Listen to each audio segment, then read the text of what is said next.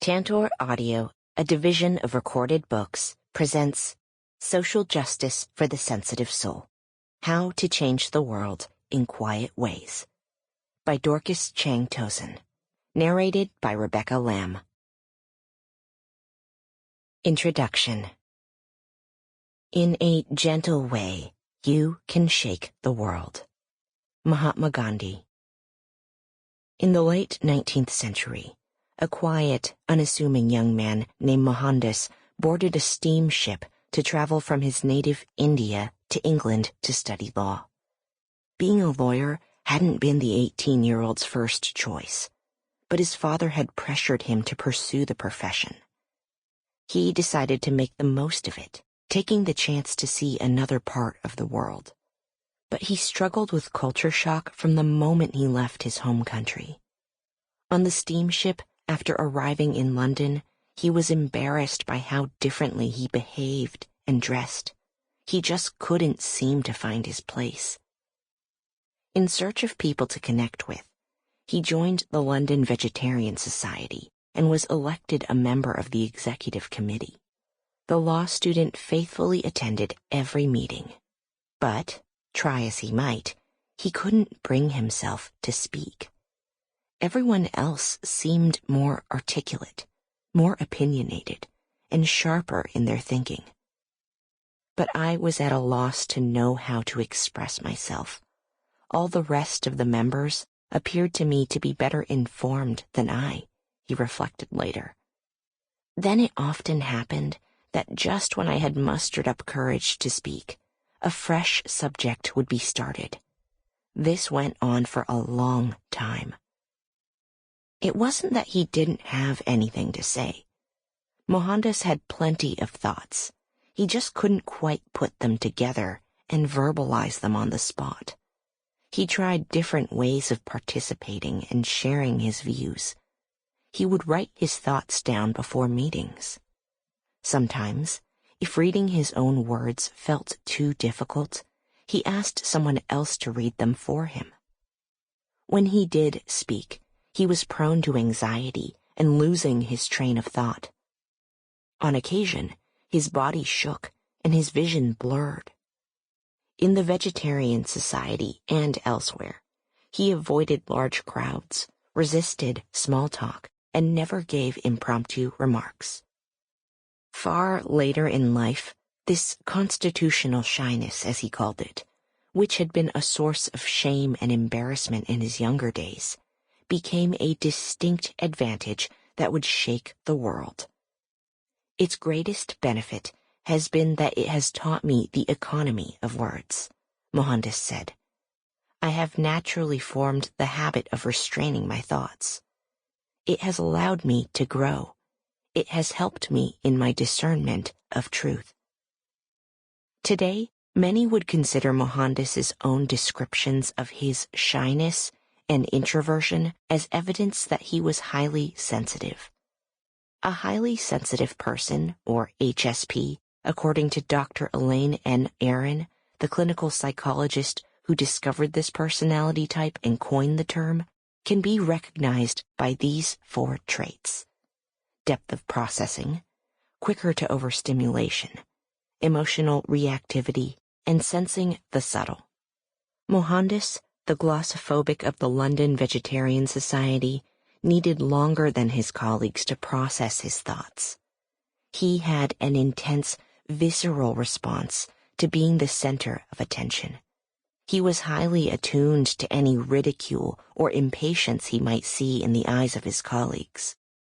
But rather than fighting who he was, over time, Mohandas learned to embrace his innate sensitivity, to leverage it, to use it for good.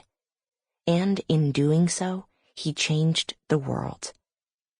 Mohandas Karamchand Gandhi, more commonly known as Mahatma Gandhi, is often considered the founder of the modern nonviolence movement, which has toppled oppressive systems and inspired peace across the globe.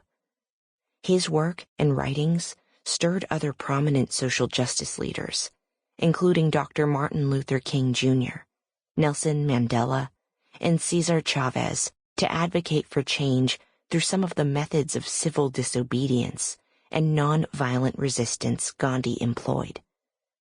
Even as a leader, Gandhi was never a formidable figure. He remained soft-spoken throughout his remarkable life.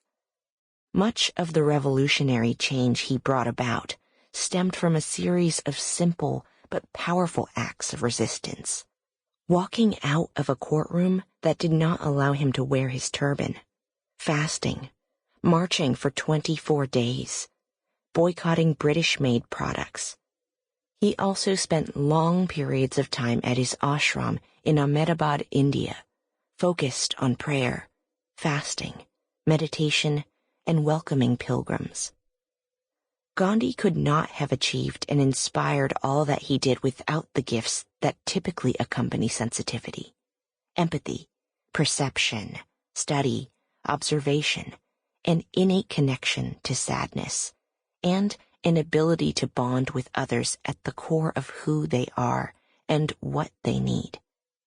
His example demonstrates the incredible influence and power that highly sensitive people have to contribute to the social good. He is an inspiration for many people, including those of us who also hate large crowds or public speaking, or those of us who have admittedly irrational fears, like Gandhi's long-standing fear of the dark. While sensitive, empathic people can certainly bring about revolutionary social change, most of us won't follow the path of Gandhi, and that's perfectly fine. The world doesn't need a billion Gandhis. There are many other richly meaningful roles we can fill, and many more role models we can emulate. As a highly sensitive person, I needed years, decades in all honesty, before I understood that I didn't have to be anything like Gandhi to still contribute to social justice causes. I had to find my own path, to do it in my own way, based on my own passions, skills, and limitations. Of course, such wisdom could apply to anyone, but it is especially pertinent for highly sensitive and empathic people who risk deep emotional wounds and permanent burnout if they do not act with self-awareness and intentionality, understanding their strengths and limits. Even Gandhi could only be Gandhi because he accepted the whole picture of who he was and spent long seasons in quiet and solitude, discerning his identity and calling.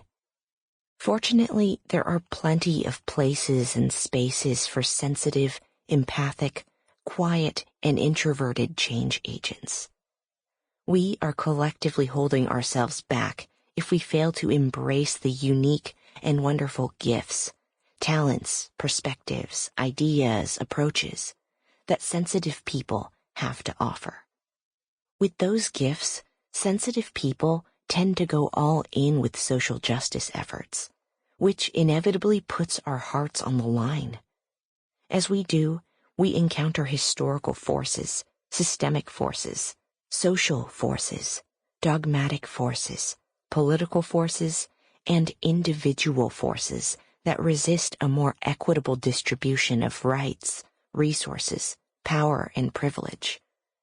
We will encounter anger and hatred, frustration and apathy, disgust and fear. There are many who would gladly throw down anchors to slow or stop our efforts. And sometimes the pain originates much closer to home. Harmful words and actions may come even from collaborators, colleagues, or clients. Not everyone you try to serve, help, or partner with is going to appreciate you. So, for sensitive individuals who want to join the fray, but are susceptible to being deeply affected by what we encounter, how can we know what kind of work we should do? How do we know how much we can handle? And how can we advocate for good causes in a way that is not only sustainable, but also allows us to live authentically and joyfully? Those are the questions at the core of this book, which offers support, resources, and ideas for your journey. This book is for anyone interested in engaging with social justice who identifies as sensitive, empathic, quiet, introverted, or melancholic. Generally speaking, such individuals are typically part of three overlapping groups: the highly sensitive, the highly empathic, and the highly introverted. Individuals in all three of these categories tend to have complex inner lives, be creative, and connect deeply with others. Each of these groups can also be identified by particular traits. Those who are highly sensitive have sensory processing sensitivity, or high environmental sensitivity, when both the nervous system and cognitive processes are triggered more easily and deeply by stimuli. They tend toward shifting emotions, anxiety, and being withdrawn, as well as an openness to experiences. Dr. Aaron estimates that up to 20% of the population are HSPs. Those who are highly empathic feel and absorb other people's emotions or physical symptoms, or even intuit the energy of the surrounding environment. While many people may be empathic to some degree, recent research estimates that only 1 to 2% of the population can be considered highly empathic. Introverts, who make up as much as half of the population, are recognized by their enjoyment of and need for solitude. Even introverts who enjoy being with other people need to balance that time with time alone. It's not uncommon to identify with more than one of these categories. Most empaths, for example, are also sensitive. Highly empathic people cannot move in the world without being deeply affected by the people and things around them, readily absorbing others' joy, sorrow, hope, and fear as their own. Some introverts may be considered sensitive, while others are not. The highly introverted are far more likely to be easily overwhelmed by external stimuli, including crowds, noise, and conflict, just like the highly sensitive. Regardless of categories or definitions, as long as you identify with some of the traits described earlier, this book is for you. For the sake of simplicity, I primarily refer to such individuals as sensitive or empathic. These terms encompass many of the qualities: longer processors, deep feelers, easily overstimulated and overwhelmed, that can make justice work particularly challenging and risky. Recent studies of serotonin and dopamine regulating genes have shown that sensitivity is predominantly innate. We are simply born this way, pre-programmed and hardwired to be more attuned to stimuli and to more deeply process them. While some of us may want to wish our sensitivity away, it's important to know that even if we wanted to, we cannot bury it, ignore it, or train it away. Sensitivity is actually a beautiful personality quality that promotes connection, compassion, creativity, and inclusion. As sensitive individuals, we often see what others cannot: the voice that's being unheard, the perspective that's being forgotten, the problem that hasn't been addressed, the unintended consequences that haven't been named. Gandhi is only one of many deeply admired reformers whose emotional depth and empathy strengthened their leadership and influence. Abraham Lincoln, Mother Teresa, Martin Luther King Jr., and Jane Goodall also number among the sensitive. And for every Mother Teresa, there are tens of thousands of other dedicated souls quietly changing their corner of the world in their own unique way. Sensitive people carry fiercely glowing flames that our world needs to burn away injustice, oppression, and hatred. Sensitivity comes in as many flavors as there are people. How we experience and express our sensitivity is deeply affected by a variety of factors, including our childhoods, families of origin, culture, age, past traumas, levels of confidence and self-awareness, mental and physical health, and our many personality traits, aside from sensitivity, that make us each unique. While I'll be addressing characteristics and tendencies that apply to most sensitive individuals, it's possible that some things don't apply to you. That's fine. There will, hopefully, still be enough that resonates with you as you walk your own journey of social justice. Let me also take a moment to explain what I mean by social justice work. One definition I've found helpful is from the Dictionary of Environment and Conservation, which calls social justice the objective of creating a fair and equal society in which each individual matters. Their rights are recognized and protected, and decisions are made in ways that are fair and honest. The four essential goals of social justice are human rights, access, participation, and equality, though the pursuit of these goals could take many forms. For us sensitive individuals, that's excellent news. With so many possibilities, we are far more likely to discover meaningful and sustainable ways to contribute. That doesn't mean finding our place will be easy. Being a sensitive soul in social justice work requires, to a large extent, the courage to be countercultural. It requires a deep self-awareness of what you can and cannot do. It requires focus and limits. It requires a careful consideration of people, situations, and environments. It requires an understanding that you cannot change all things or be all things to all people, but you can certainly make a meaningful difference. Let me say a bit about how this book is organized.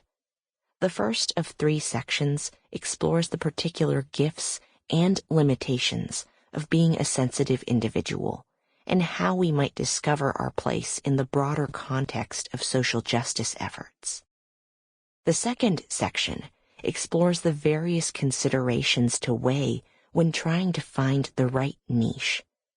And the last section delves into specific areas of work where sensitive people, past and present, have thrived while doing tremendous good, which will hopefully provide inspiration for your own next steps. Remember, you are exactly who the world needs you to be. Author Susan Cain, in her bestsellers Quiet, The Power of Introverts in a World That Can't Stop Talking, and Bittersweet, How Sorrow and Longing Make Us Whole, discusses the necessary and essential balance between different kinds of people in society. Introverts help temper extroverts, while melancholy souls harmonize meaningfully with their more buoyant peers. Each enhances and strengthens the other. Together, both are far more powerful. Similarly, as sensitive people, we are a necessary balance to our less sensitive counterparts. We need one another to do more, to do better, and to do it more thoughtfully, comprehensively, and effectively. Together, we can accomplish far more in expanding access to dignity, opportunity, and equality to our fellow human beings. Part 1. The Sensitive Soul. 1. The Gifts and Limitations of Sensitivity. Highly sensitive beings suffer more, but they also love harder, dream wider, and experience deeper horizons and bliss. Victoria Erickson. When I entered the nonprofit sector as a young professional, I often thought about social justice leaders like Gandhi. As a sophomore in college, I had participated in a week-long service learning trip that lit a fire in my belly for social justice. I wanted to dedicate my career to righting every wrong I encountered during my limited time on Earth. Somewhere along the way, I developed a clear picture in my mind of who I had to be in order to be an effective change agent. I wanted to be an unflinching advocate for the marginalized and suffering. I wanted to be an unceasing voice calling for change, loudly, compellingly, and articulately. I wanted to challenge powerful people, bring down unjust systems, and break cycles of poverty, violence, and corruption. And while I was busy saving the world, I would also be the kind of person who'd happily sacrifice anything for a good cause. I would live anywhere without complaint. I would give anyone in need the shirt off my back, the food in my refrigerator, and the small savings in my bank account. This view of who I thought I was, or who I could be if only I tried hard enough, was the major reason I moved to China when I was 29 years old. The move required leaving my family, my friends, my job, my culture, most of my belongings, and the only home I had ever known. All I moved with were my spouse and 2 large suitcases. But I gladly went because it was all for a good cause. My husband, Ned, had started a business called D-Light to provide affordable, high-quality solar products to families without electricity in developing countries. He and his co-founders were manufacturing their products in Shenzhen, an industrial megacity in southern China. We were moving there to set up an operations office. The cause was so good. We were potentially providing greater health, safety, and opportunity to billions of people that I determined to do and be anything that was necessary. I could sacrifice anything. I could face any challenge. I was sure of it. 10 months and many stressful experiences after our move, what seemed a minor misperception about myself nearly broke me. One day, I sat with Ned at a public security bureau station in Shenzhen, where we had to register as foreign nationals on a quarterly basis. About an hour into our wait, as stern-faced individuals came and went in an endless bureaucratic assembly line, a thought suddenly materialized in my mind. I can't do this anymore. I began to see spots in front of me. My heart raced. Breathing, that most natural of activities, became strangely difficult. I grabbed Ned's sleeve. "I don't feel good," I gasped. He looked at me with alarm. After an assessing moment, he said, "Okay, just hang in there until we're done here." My entire body remained clenched, my breathing uneven and labored as we finished our registration and took a taxi home. Once back in our 22nd-story flat, within a nondescript concrete high-rise, I collapsed on our couch and wept uncontrollably for the next 4 hours. It was the worst and longest panic attack I had ever experienced. And it was only the beginning. For nearly a year after that, I did little more than sleep and cry and journal. Unable to work, I quit my job and rarely left our apartment. I filled at least 3 journals with tear-smudged questions that clawed at the very root of who I was. Why did this happen? What is wrong with me? Why can't I handle what everyone else seems to be managing perfectly well? Like an ice shelf that suddenly collapses into the sea after years of unseen melting and fracturing, my breakdown had actually been a long time coming. I had spent years trying to be an idealized version of myself, working long hours, pushing myself in challenging roles, never saying no, and regularly placing myself in contexts that petrified me. When my body communicated stress, I ignored it. I didn't listen to my heart when it ached from pain, sorrow, and exhaustion. I had taken hold of all of the traits I liked most about being sensitive without paying attention to any of my limitations. One of the most wonderful traits of sensitive individuals is that they tend to be very conscientious, caring deeply about the well-being of others. We are idealistic and hope for a better world. In a recent survey I conducted of 204 sensitive and empathic individuals, a whopping 96% said they felt a moderate or high sense of responsibility about social justice issues. When asked how much they stayed informed about social justice issues, 88% responded with either a lot or some. And 8 out of 10 respondents had engaged in some form of social justice work, service, or activism. We are a compassionate, considerate, and motivated bunch. Unsurprisingly, empathic people have a profound longing for meaningful activities and work. We are so aware of the wrongs and the suffering around us that we can't help but want to make things better. We want to open our hearts and wallets, to use our hands and feet for social good.